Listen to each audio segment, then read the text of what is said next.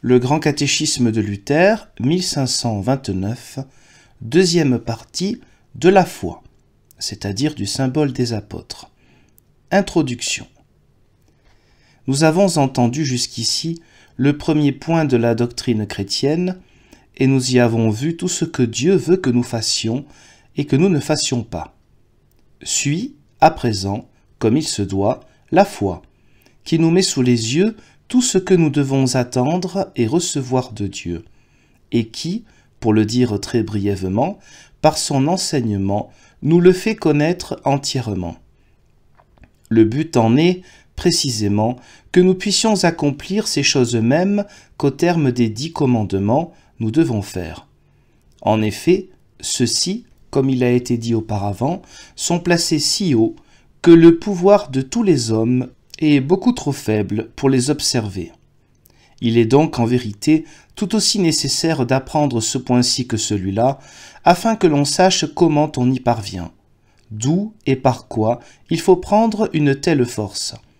Car si, de nos propres forces, nous étions capables d'observer les 10 commandements comme ils doivent l'être, nous n'aurions besoin de rien de plus, ni du symbole des apôtres, ni du Notre Père.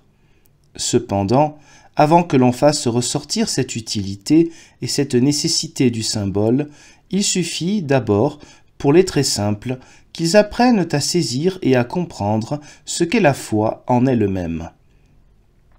Premièrement, on a divisé, jusqu'à maintenant, la foi en 12 articles. Toutefois, si l'on devait prendre un à un tous les points qui se trouvent dans l'Écriture et qui font partie de la foi, il y aurait beaucoup plus d'articles et l'on ne pourrait les exprimer tous clairement en si peu de mots.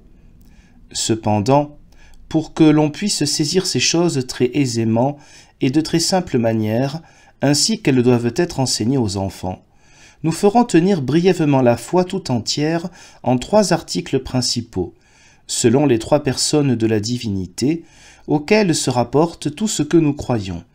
Ainsi, le premier article, relatif à Dieu le Père, explique la création, le deuxième, relatif au Fils, la rédemption, le troisième, relatif au Saint-Esprit, la sanctification.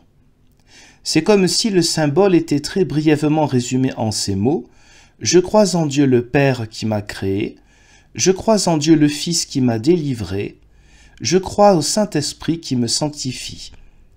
Un seul Dieu et une seule foi, mais 3 personnes.